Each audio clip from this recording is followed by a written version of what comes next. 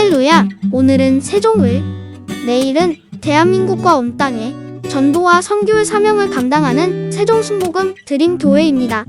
하나님의 사랑과 은혜가 치유와 응답이 있는 성령 충만한 교회입니다. 구독과 중보기도로 드림가족이 되어보세요. 오늘도 주 안에서 참 좋은 날입니다. 나도 꿈꾸는 사람이니까 한번 따라 말씀해 주시기 바랍니다. 나도 꿈꾸는 사람이니까. 꿈꾸는 사람이 되기 위해 더 많은 지식이나 좋은 환경이 있어야만 하는 것은 아닙니다. 꿈이란 내일에 대한 소원과 바람을 마음에 품는 것이 꿈입니다. 아브라함은 나이 75세 갈대아 우르에서 하나님의 부르심을 받고 나가 가나안의 꿈을 마음속에 받아들였습니다. 아브라함이 재산이라고는 그가 마음에 품은 꿈이 전부였습니다.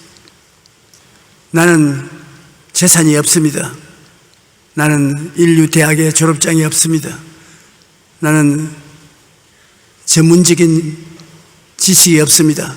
그렇게 말하는 사람들이 많이 있습니다. 꿈꾸는 것은 그런 것이 없어도 꿈을 꿀 수 있습니다. 재산이 없어도 꿈은 꿀 수 있습니다. 인류 학교의 졸업장이 없어도 꿈은 꿀 수가 있습니다. 여러분, 하나님이 여러분의 가슴 속에 꿈을 품을 수 있도록 우리를 만들어 주셨습니다. 성경에는 꿈이 없는 백성은 망한다고 했습니다. 꿈을 가지고 있으면 꿈이 우리를 이끌어가는 것입니다. 신앙과 생활에 성공한 사람은 남녀노소를 가리지 않고 꿈꾸는 사람입니다. 그렇다면 나도 꿈꾸는 사람입니까? 여러분 오늘 꿈꾸는 사람입니까? 꿈은 현실이 아닙니다. 지금 내가 꿈속에 생활하고 있는 것은 아닙니다. 꿈은 우리 마음속에 삶의 목표를 제시합니다. 꿈이 없으면 살아갈 목표와 희망을 얻지 못하고 운명론자나 절망자가 되는 것입니다. 빌립보서 2장 13절에 보면 너희 안에 행하시는 이는 하나님이시니 자기의 기쁘신 뜻을 위하여 너희에게 소원을 두고 행하게 하시나니. 여기 소원은 꿈이란 말인 것입니다. 하나님이 마음에 소원, 뭘 소원하느냐, 그 꿈을 마음속에 두고서 여러분을 인도하신다는 것입니다. 시편 103편 5절에도 좋은 것으로 내 소원을 만족해 하사 내 청춘을 독수리같이 새롭게 하신도다. 너희 꿈을 이루어 주시오. 독수리가 날개치며 하늘로 올라가는 같이 큰 기쁨과 즐거움을 주시겠다고 말씀하신 것입니다. 꿈이란 내 마음의 화폭 위에 이런 소원을 성취시킨 그림을 그리는 것입니다. 내 마음속에 아름다운 미래에 소원하는 바가 이루어진 모습을 그려놓는 것입니다. 언제나 제 가슴을 바라보면 그 아름다운 소원이 꿈이 되어 있습니다. 그게 이루어질지 안 이루어질지 모르지만 그 꿈이 이루어질 것을 기대하고 기도를 할 때 기도가 힘이 있는 것입니다. 꿈을 품지 않고 기도하는 것은 헛된 기도가 많습니다. 꿈을 품고 기도하면 그 기도가 이루어지는 것입니다. 제가 오늘 또 여기 앉아서 찬송을 부르시는 여러분을 바라보고 조금만 꿈을 더 구체적으로 꾸었다면 이렇게 기둥이 많은 교회는 안 지었을 것인데, 아주 멋지게 교회를 지었을 것인데, 꿈이 적으니까 그것을 다 이루어지니까 할 수 없이 늘 교회당을 넓게 만들기 위해서 새로 기둥을 세우고 또 새로 기둥을 세우고 이래가지고서 떨어진 누더기 기워 입듯이 이렇게 교회를 만들어서 안 됐다 싶은 생각이 났습니다만, 그래도 하나님이 꿈을 이루어 주신 것을 감사하게 생각했습니다.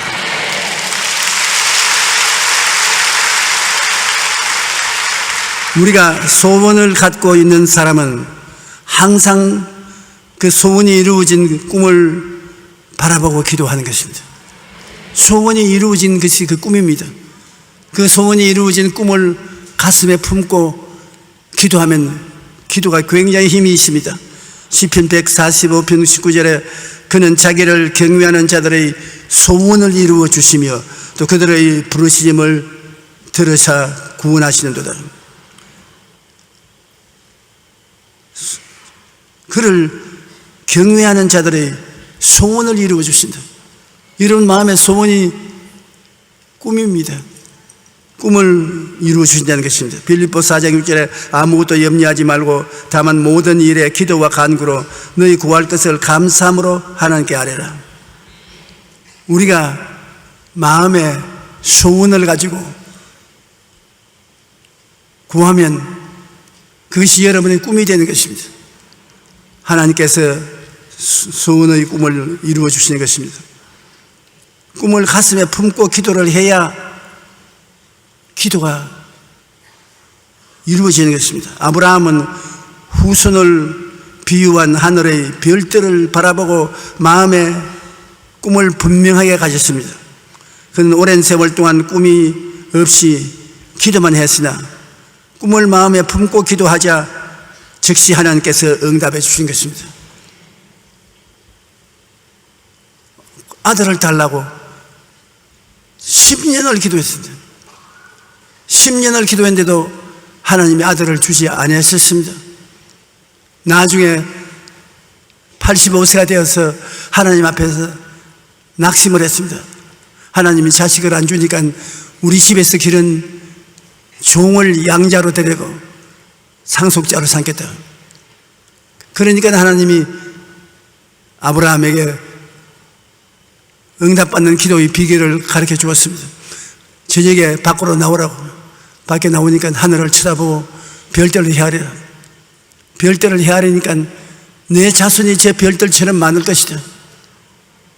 마음속에 별들이 다 꿈으로 들어왔습니다. 하나님께 아들을 달라고 기도하니까 이젠 아들이 구만리 장천 저 멀리 있는 것이 아니라 내 가슴 속에 들어와서 꿈으로 그게 있습니다. 아버지 아브라함이여, 그 소리가 가슴 속에서 울려나는 것입니다. 그는 감동했습니다. 믿었습니다. 그러자 100세 아들을 얻게 된 것입니다. 꿈을 가지고 기도하라. 작은 꿈이라도 확실히 마음에 꿈을 가지고 기도하라. 바라봄의 법칙이라고 말합니다. 바라보면서 기도해야 돼요. 하나님께서 아브라함에게 땅을 줄 때도 동서남북을 바라보라. 눈에 보이는 그 땅을 내가 내 후손에게 주리라. 바라봐야 돼요. 바라봄의 법칙입니다. 여러분, 적은 것이라도 바라보고 하나님께 기도하면 하나님이 믿음도 주시고 꿈이 이루어지게 하는 것입니다. 아무것도 바라보지 않고 입술로만 기도하면 하나님이 응답해 주지 않으시는 것입니다. 창세기 15장 4절 5절에 보면 야훼의 말씀이 그에게 임하여 이르시되 내 몸에서 날짜가 내 상속자가 되리라 하시고 그를 이끌고 밖으로 나가 이르되 하늘을 우러러 무별을 셀 수 있나 보라. 또 그에게 이르시되 내 자손이 이와 같으리라. 어떤 사람들이 내게 와서 목사님 꿈을 어떻게 꿉니까? 어떻게 꿈을 가집니까? 그래서 내가 하는 말은 성경에 기록된 하나님의 약속의 말씀이 모두 다 당신의 꿈이 될 수 있습니다. 마음에 감동을 갖고 그것이 이루어지기를 마음에 작정하고 이루어진 모습을 마음속에 꿈으로 간직하고 기도하면 꿈이 있는 곳에 믿음이 생겨나고 믿음이 생겨나는 곳에 기적이 일어나는 것입니다.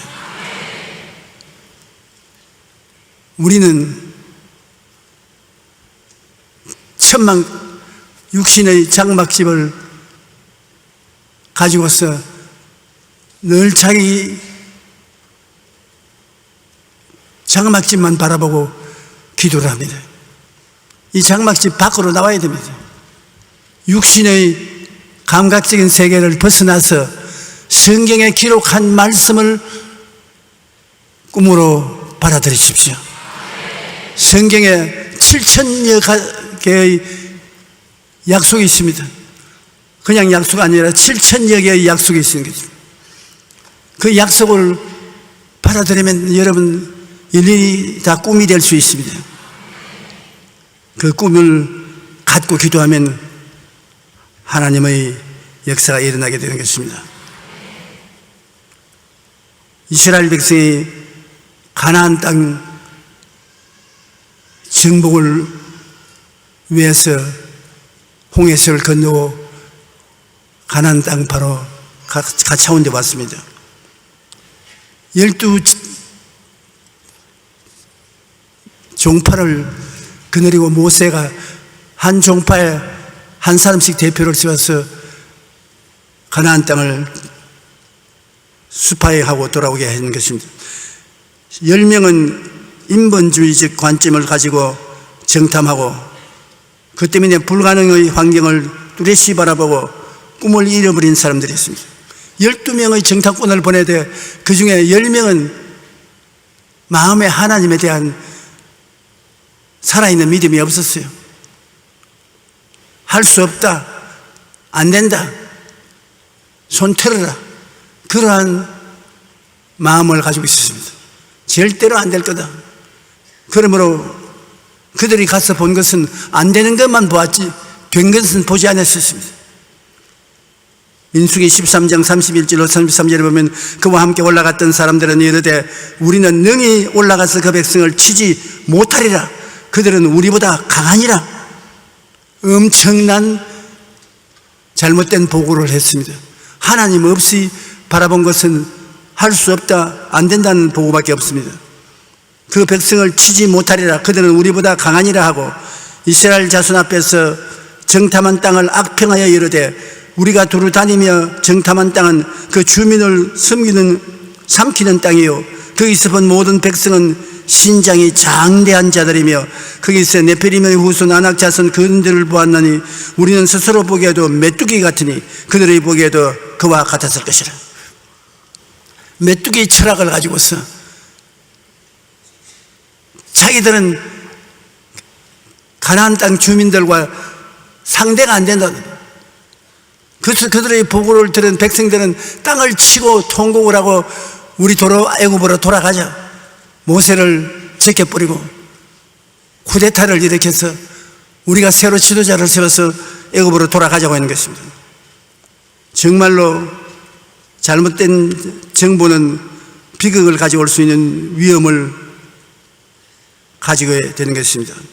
그러나 그 정탐꾼 중에 여호수아와 갈렙은 하나님을 모시고 정탐을 했으며 할 수 있다는 관점에서 정보를 접수했습니다. 여호수아와 갈렙은 마음속에 하나님이 있는 백성이었습니다. 하나님과 함께 하시면 능치 못하심이 없다는 것을 그들은 알고 있었습니다. 그들은 무엇을 하는지 할 수 있다, 하면 된다, 해보자, 하나님이 같이 계신다, 긍정적이고 적극적인 사고방식을 가지고 있었습니다. 그들이 일어나서 민수기 14장 6절 9절에 보면 백성들을 안돈시키려고 했습니다. 그 땅을 정탐한 자 중 눈의 아들 여호수아와 여분네의 아들 갈렙이 자기들의 옷을 찢고 이스라엘 자손의 온 회중에게 말하여 이르되 우리가 두루 다니며 정탐한 땅은 심히 아름다운 땅이라. 야훼께서 우리를 기뻐하시면 우리를 그 땅으로 인도하여 들이시고 그 땅을 우리에게 주시리라. 이는 과연 젖과 꿀이 흐르는 땅이니 다만 야훼를 거역하지 말라. 또 그 백성을 두려워하지 말라. 그들은 우리의 먹이라. 다른 번역으로 말하면 그들은 우리 밥이라. 그들의 보호자는 그들에서 떠났고 야훼는 우리와 함께 하시느니라. 그들을 두려워하지 말라. 똑같은 사항을 40일 동안 정탐하고 난 다음 보고가 이렇게 다릅니다. 10사람의 보고는 우리는 그들 앞에 메뚜기 같다. 그런데 여호수아와 갈렙은 그들은 우리 밥이라. 가서 먹으면 되는 것이다. 하나님 우리와 같이 계시니 들어가서 점령하자. 그러니까 백성들이 그 말을 듣고 회개를 하는 것 대신에 돌멩이를 들어서 둘을 쳐 죽이려고 그랬습니다. 네가 어디에 와서 거짓말을 하냐? 쳐 죽이려고 했는 것입니다. 긍정적이고 적극적인 생각을 해야 하나님과 같이 행동할 수 있는 것인데, 10사람은 하나님 없는 인생을 살았습니다. 그러므로 보고하는 것도 하나님 없는 보고를 했습니다.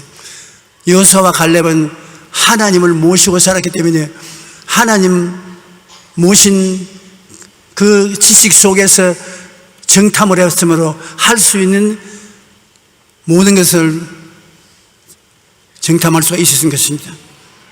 여러분, 우리 한국도 지금 이만한 발전을 하고 살게 된 것은 할 수 있다, 하면 된다, 해보자 하는 지도자들이 있어서 우리 국민에게 긍정적이고 적극적인 삶의 태도를 취하도록 했기 때문에 이대로 사는 것입니다.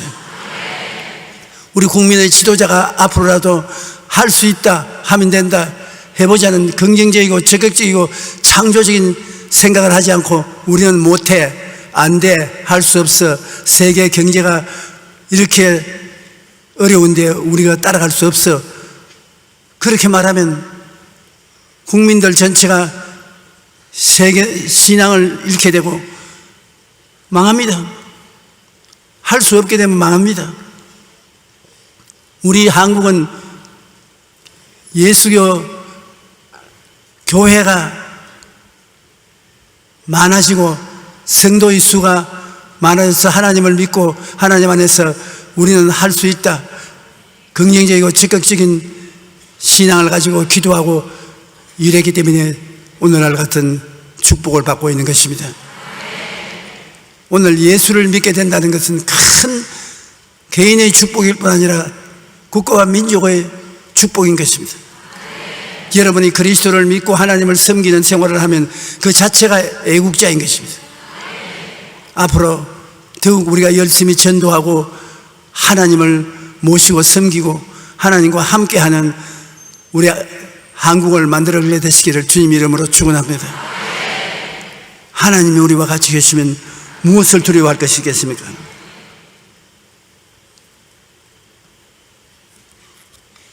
하나님이신 예수님께서 성경에 보면 그 제자 빌립을 시험해 보신 장면이 나오는 것입니다. 요한복음 6장 5절로 6절에 예수께서 눈을 들어 큰 무리가 자기에게로 오는 것을 보시고 빌립에게 이르시되 우리가 어디서 떡을 사서 이 사람들을 먹이겠느냐 하시니 이렇게 말씀하시면 친히 어떻게 하시기를 아시고 빌립을 시험하고자 하십니다.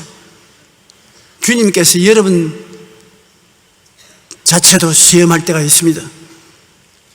빌립은 제자인데 주님은 시험을 하셨습니다. 예수님께서 병든 자를 수없이 많이 고치니까 사람들이 그것을 눈으로 보기도 하고 또 병자들을 고치게 하기 위해서 인산인해로 모여왔었습니다. 예수님께서 저녁이 되니까 하루 종일 예수님을 따라다니는 그 사람들이 시장하단 말입니다. 먹을 것을 줘야 되겠다고. 빌립에게 어떻게 음식을 사서 먹겠냐. 빌립은 예수님을 따라다니는 12제자 중에 한 사람이지만 예수님을 하나님의 아들이요 기적을 행하시는 하나님의 아들이라는 신앙이 없었습니다. 그는 당장 계산을 했습니다. 예수님을 계산에 넣지 않고 계산한 것입니다. 이것은 광야다. 남자만 한 5천 명이니까 부녀자면 2, 3만 명이 된다. 다 조금씩 먹을지라도 300데나리나 되는 떡이 부족하다. 떡 살 곳도 없다. 그가 순식간에 계산한 결과를 예수님이 고했습니다. 이곳은 광야고 사람도 많고 음식 살 곳이 없으니 먹일 수가 없으면. 그런데 빌립이 계산을 잘못한 것이 뭐냐면 땅은 넓고 사람은 많고 떡 살 곳도 없다는 못한다, 안 된다, 할 수 없다는 부정적인 계산은 자기 계산에 넣었지만은 하늘과 땅을 지으신 하나님의 아들이 같이 계신다는 계산은 넣지 않았습니다. 예수님을 계산에 넣어야지요. 여러분의 삶 속에 무엇을 하든지 예수님을 계산에 넣어서 예수님과 함께 계산해야지. 예수님 없이 인력으로 계산을 하면 할 수 없죠. 여러분은 하나님께서 부르실 때 하나님 없이 인생을 계산하라고 부르신 것이 아닙니다. 반드시 여러분 계산할 때 하나님을 계산에 넣어야 돼요. 하나님을 계산에 넣어서 빌립이 대답을 했다면 얼마나 좋았겠습니까? 그 예수님이 빌립을 시험했는데 빌립은 낙제했습니다. 못한다, 안 된다, 할 수 없다. 그 이유는 광야가 있고 백성들이 있다. 광야와 백성들은 있는데 왜 광야에 같이 있는 예수님은 안 보았습니까? 여러분 가정생활에 어려움이 다가올 때 이거 어떻게 할까 고민스러울지 않습니까? 그 어려움만 보지 말고 어려운 곳에도 볼지어다 내가 세상까지 뛰어날까지 너와 같이 있으리라. 같이 계신 예수님은 왜 계산이 안 됐습니까? 이것이 우리 신앙의 큰 어려움인 것입니다. 저는 하나님께 자랑할 것이 있습니다. 저는 빈손 들고 서울에서 목회를 시작했지만 크고 작은 일에 항상 예수님을 모시고 계산을 했습니다. 예수님을 모시고 계산하니까 광야 속에 광야만 본 것이 아니요 불가능만 본 것이 아니요 예수님을 보았기 때문에 예수님을 붙잡고 매달리니 주님께서 기적을 행하신 것입니다.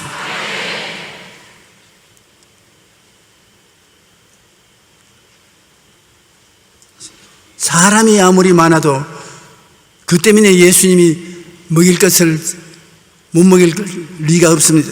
예수께서 이르시되 이 사람들로 앉게 하라 하시니 그곳에 잔디가 많은지라 사람들이 앉으니 수가 5,000명쯤 되더라.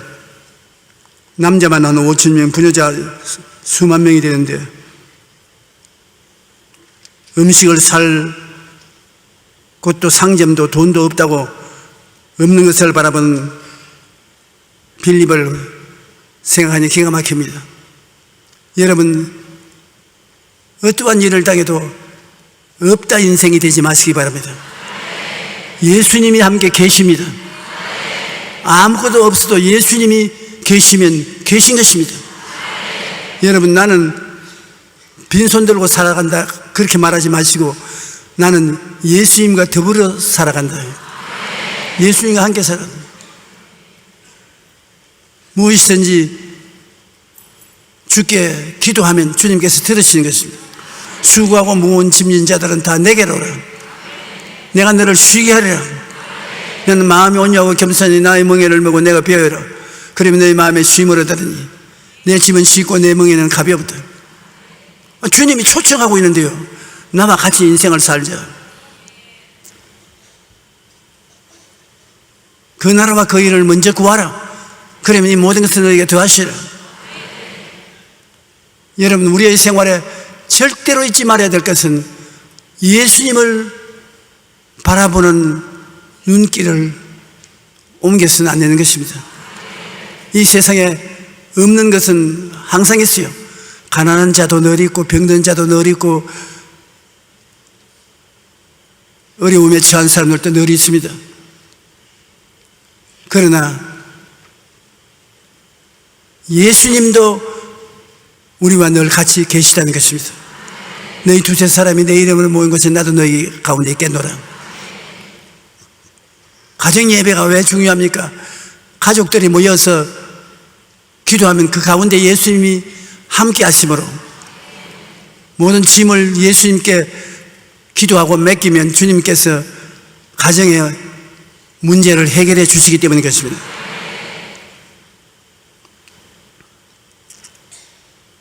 마태복음 14장 15절에 보면 저녁이 되매 제자들이 나와 이르되 이곳은 빈들이요 때도 이미 저물었으니 무리를 보내어 마을에 들어가 먹을 것을 사먹게 하소서. 빌립이 대답하되 각 사람을 조금씩 받게 할지라도 200데나리온의 떡이 부족하리다. 예수님 제자 이렇게 데리다니면서 기적을 보고 배우게 했는데도 어려운 일이 닥치니까 다 못한다는 말부터 먼저 하는 것입니다. 여러분은 돈은 없다고 해도 좋습니다. 돈이 있을 수도 있고 없을 수도 있으니까. 권세가 없다, 그것도 좋습니다. 모두 다 권세를 가질 수 있는 것은 아니니까. 그러나 예수님이 안 계신다, 그렇게 말하면 절대 아닌 것입니다. 예수님이 계시면, 예수님을 의지하면, 필요하면 돈도 생기고 권리도 생기고 바다와 바닷물도 잠잠해지고 영혼이 잘됨 같이 범사에 잘됨에 강건하고 생명을 얻되 풍성하게 얻는 삶을 살 수가 있습니다. 예수님은 그것을 하기를 원하시기 때문에 그렇습니다. 내 영혼아 야훼를 송축하라. 내 영혼아 야훼를 송축하며 그 모든 은택을 잊지 말라. 내가 내 죄를 다 사하시고 내 병을 다 고치시고 내 생명을 파멸해서 구속하시고 인자와 긍휼로 관을 씌우시며 내 소원을 만족케 하사 내 청춘으로 독수리같이 새롭게 하시는도다. 성경에 예수님이 그렇게 하시겠다고 우리에게 말씀하시는데 몰라요, 안 돼요, 우리는 빈손 들었습니다. 부정적으로 말하면 안 되는 것입니다. 우리 예수 믿는 사람은 예수 그리스도를 통해서 사물을 보기 때문에 모든 일에 있어서 할 수 있습니다. 될 수 있습니다. 기적이 일어납니다. 오늘날 교회가 망하는 것은 살아계신 예수님이 기적을 이루하시는 것을 빌립처럼 믿지 않기 때문에 그런 것입니다. 안드레는 품앗이를 들러 왔는데 예수님은 안드레에게 부탁 안 했습니다. 그런데 안드레가 예수님께 와서 주님, 여기에 어린아이가 보리떡 5개와 물고기 2마리 가지고 있는데 이거 가지고 어림도 없지 않습니까? 안드레는 그래도 희미하게 예수님을 기적을 행하는 하나님으로 인정을 했습니다. 전에 인정도 안 했었으면 보리떡 5개, 물고기 2마리도 가지고 안 왔죠.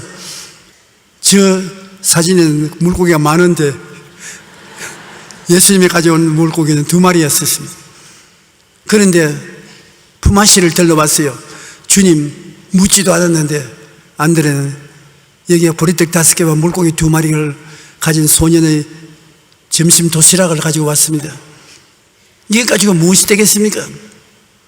그러나 주님은 어떻게 좀 할 수 있을지 싶어서 가지고 왔습니다. 정 없다고 하는 빌립은 예수님이 떠났으면 그래도 희미한 믿음이라도 가지고 나오는 안드레를 주님께서 곁에 불러서 그 보리떡 5개와 물고기 2마리를 주님이 축사하고 나누어 주신 적 5,000명이 다 배불리 먹고 12바구니가 남았습니다.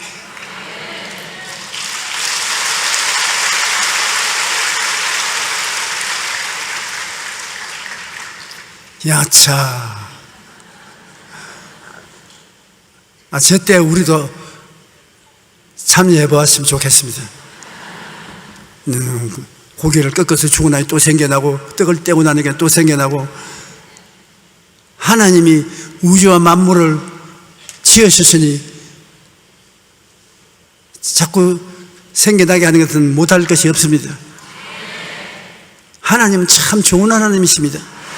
여러분이 하나님에 대한 지식을 반드시 잊지 말고 가져야 될 것은 우리 하나님은 좋은 하나님이라는 것입니다. 전지전능 무소부지할 뿐 아니라 하나님은 좋은 하나님으로 좋은 일을 하기를 원하시는 것입니다. 우주와 만물을 지어놓고 하나님 보시기에 심히 좋았더라고 말한 것입니다. 여러분에게 하나님은 좋은 일을 하기를 원하시는 것입니다. 마귀는 나쁜 마귀, 주님은 좋은 하나님이신 것을 잊어서는 안 되겠습니다.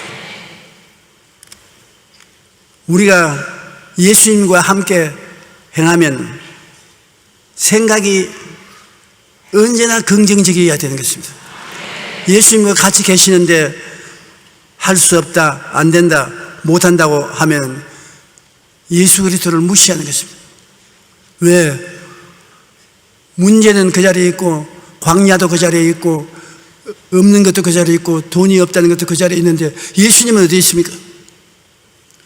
광야에 갔을 때 예수님을 숫자에 넣어야 되는 것입니다. 숫자에 넣어야 돼요. 여러분의 신앙생활에 이 강단에서 있는 조용기도 숫자에 넣어주면 조용기가 여러분 집안을 위해서 기도도 해주고 설교도 해줄 수 있습니다.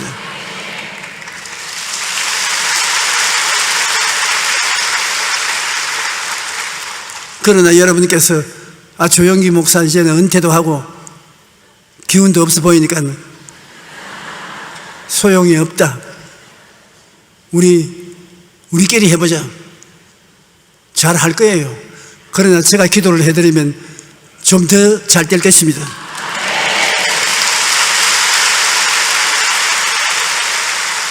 그런다고 내일부터 신앙 상담이 몇백 명씩 몰려오면 뒷감당은 못합니다. 저는 살아계신 예수님을 60년을 가까이 경험하고 살아왔기 때문에 예수님이라면 그 향기로운 그리스도의 냄새가 기가 막힙니다. 여러분, 제가 말씀을 안 드렸습니다만 예수님을 모시고 기도하고 찬송하고 어딘데 강단에 올라오면 그 향기가 예수님의 이름에 넘쳐나오는 향기가 너무 기가 막힙니다. 코를 뚫고 들어오는 게 아니라 심장을 뚫고 들어오는 것입니다. 그래서 저는 주위를 살펴봅니다. 누가 향수를 뿌리고 왔는지. 그러나 여기에 향수를 뿌리러 온 기도하는 장로님은 안 계셔요. 오늘 우리 장로님 기도에 내가 마음에 크게 감동을 느꼈습니다. 고맙습니다.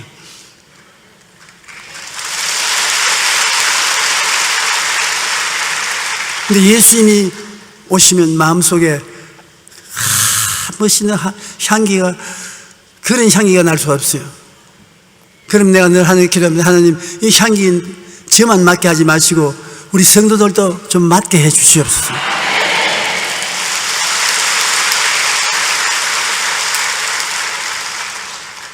그 예수님이 여러분에게 들어오시면 여러분이 긍정적이고 적극적이고 창조적인 생각을 할 수밖에 없는 것입니다. 나는 할 수 있다. 예수님이 같이 계시기 때문에. 그리고 여러분이 예수님 앞에서 바라고 소문하는 꿈을 말을 해야 되는 것입니다. 나는 좋은 집으로 이사 갈 수 있다. 그 마음에 소문이 있으면 예수님 앞에서 여러분의 그 꿈을 말을 해야 되는 것입니다. 왜냐하면 주님은 여러분에게 변화와 기적을 주시기를 원하시는 것입니다. 더 변화된 삶, 더 나은 내일을 주시기 원하시는 것입니다. 그것이 꿈을 통하여 예수님과 대화를 하게 되는 것입니다. 그런 것이 여러분, 당장 여러분 힘으로는 안 되잖아요. 꿈을 마음속에 품고 예수님께 꿈의 이야기를 하면은 주님께서 그것을 이루어 주시는 것입니다. 예수님이 함께 계시면 하나님의 말씀과 기적을 언제나 기대해야 되는 것입니다.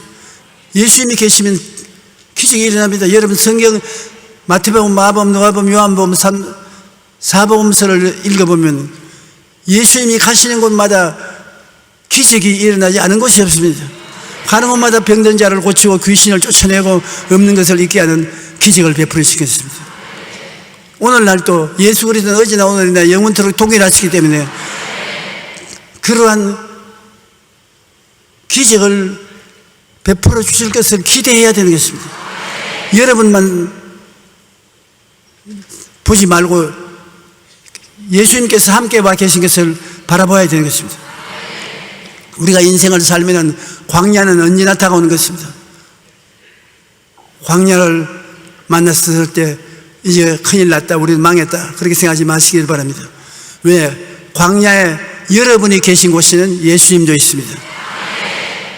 내가 사망의 엄침한 골짜기로 다닐지라도 해를 두려워하지 않을 것은 주께서 나와 함께 계심이라.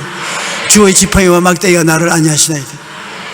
광야에 여러분만 있는 것이 아니라 예수님도 함께 계신 것입니다. 주님께서 여러분에게 승리를 갖다 주시는 것입니다.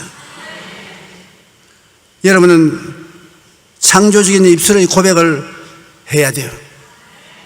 예수님이 계시면 없는 것을 있게 하시고 물을 유로 변화시키는 예수님이기 때문에 창조적인 기적이 있는 것을 선포해야 되는 것입니다.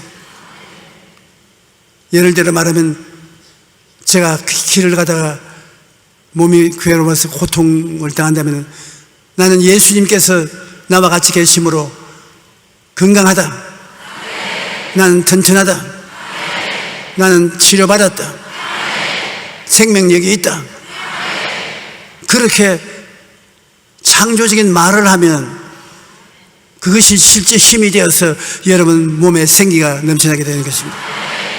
할 수 있다, 하면 된다, 해보자. 창조적인 선언은 굉장히 필요한 것입니다. 주님께서 우리에게 귀신을 쫓아내며 새 방언을 말하고 뱀을 집으며 무슨 독을 마실지도 해를 받지 아니하고 병든 자에게 손을 얹은 적 나으리라고 말씀했는데, 그것이 다 우리 입으로 창조적인 명령을 하라는 것입니다. 너희 죄는 물러가라, 너희 귀신은 물러가라, 너희 질병은 나을지어다, 너희 가난은 물러가라. 부정적인 세력은 예수 이름을 물리칠 때 여러분 말이 하나님의 능력이 되어서 하나님의 은혜가 넘치게 만들어 주시는 것입니다. 창조적인 입술의 고백이 여러분 굉장히 중요한 것입니다. 프랑스의 작가인 앙드레 말로는 오랫동안 꿈을 그리는 사람은 마침내 그 꿈을 닮아간다고 말하는 것입니다. 마음에 분명한 꿈을 가지고 있으면 삶의 자세가 달라지고 결국 삶의 모습도 달라지게 되는 것입니다. 그런데 꿈을 마음에 그리는 가장 좋은 방법 중에 하나는 여러분이 종이를 내서 손으로 그 꿈을 기록하는 것입니다. 목표를 기록하지 않는다면 당신은 아직 뿌려지지 않은 씨앗만 가지고 있는 셈입니다. 씨앗만 가지고 있으면 사기 놓고 잎이 피지 않지 않습니까? 꿈은 씨앗을 뿌려놓은 것과 같은 것입니다. 제가 반평생을 세계 여러 곳에 가서 교회 성장에 대한 강의를 하는데 반드시 내가 하는 말이 있습니다. 당신들은 교회 성장을 하기를 원하면 종이에 기록을 하라. 앞으로 5년 동안에 1000명의 교회를 만들겠다. 2000명, 5000명, 10,000명, 그 목표를 기록해서 그것을 벽에 붙여놓고 화장실에 붙여놓고 책상 앞에 붙여놓고 그 꿈을 바라봐라. 나의 힘으로 안 되지만은 하나님 성령의 능력으로 제 꿈이 이루어질 줄 믿습니다. 꿈이 여러분 그것을 이루도록 이끌어가는 것입니다. 제가 오스트라리아에 가서 세미나를 하는데 마지막 날 목사님들에게 교회 성장을 위해서 5년 이후에 어떠한 교회가 되겠다는 꿈을 기록하라고요. 모두들 와 웃어요. 오스트라리아에는 그런 하면 안 됩니다. 오스트라리아 사람들은 도박을 좋아하고 스포츠를 좋아하기 때문에 주일날 놀러가서 교회 안 나옵니다. 그래서 그러면 무엇 때문에 세미나 했습니까? 교회당 지을 필요도 없지 않습니까? 다 도박하러 가고 스포츠 하러 갔으니까 문 닫아버려야지. 무조건 하고 종이 가져오고 연필 가져와서 적자고. 그래서 제가 기도한 같이 하고 적어서 내놓으라야지. 종이를 가져왔는데 보니까 200명, 300명, 500명, 1000명도 안 돼요. 아주 꿈을 안 가져요. 그런데 그게 목사님 한 분은 5,000명을 적어 나왔어요. 이 사람들이 전부 다 웃었습니다. 나는 안 웃었어요. 하나님 앞에 5,000명이라는 꿈을 꾸었으면 5,000명이라는 꿈이 이끌어가는 것입니다. 꿈이 그 목사님과 환경을 이끌어가는 것입니다. 작년, 재작년 한국에서 감리교회에서 교회 성장 세미나를 하는데 그 목사님 아들이 참석을 했어요. 아버지는 이제 나이가 많고 은퇴하셔서 자기가 그 교회를 인계해서 지금 목회하고 있다고 그래서 그 교회가 지금 아버지가 5,000명을 적었는데 지금 몇 명이냐고 웃으면서 우리 아버지가 조 목사님 말을 너무나 많이 해서 아주 조 목사님 이름이 우리 마음에 박혔습니다. 아침 밥 먹을 때도 조 목사 이야기하고 세미나를 해도 조 목사 이야기하고 기도할 때도 늘 조 목사 이야기하고 조 목사는 이야기해도 좋고 안 해도 좋은데 교회가 어떻게 됐습니까? 웃으면서 내가 아버지가 5,000명을 적었는데 5,000명이 되었습니까? 아니요. 그러면 결국 실패했군요. 실패 안 했습니다. 5,000명이 안 됐다면서요. 8,000명이 되었습니다.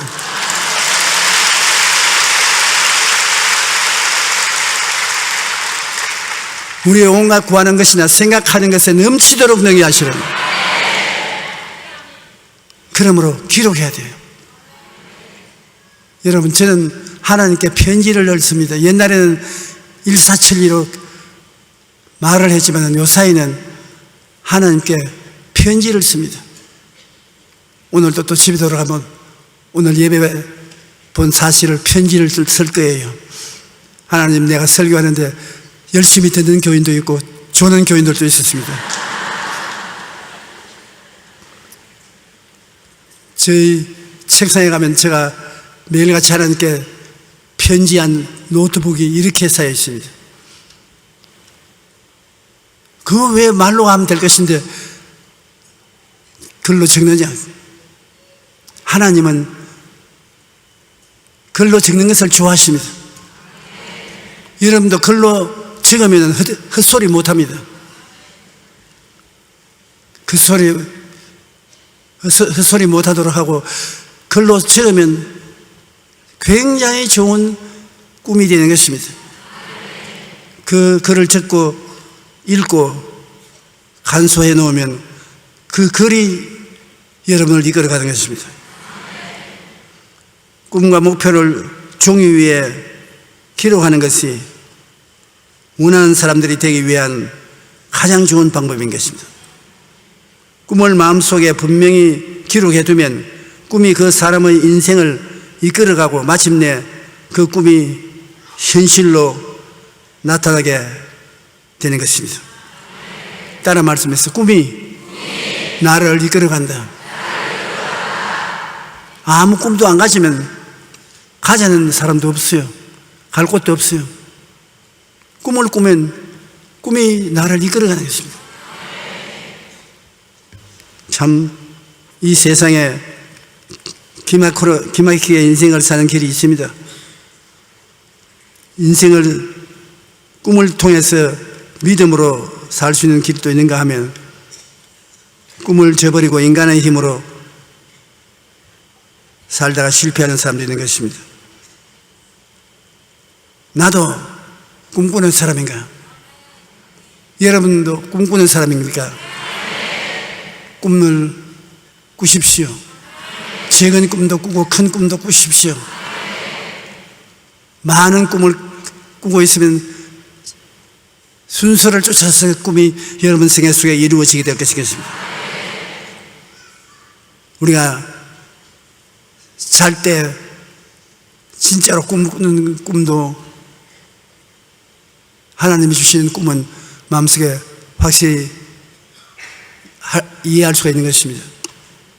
실제로 꿈꾸는 것도 있고, 하나님 성령께서 마음속에 꿈을 심어주는 꿈도 있습니다.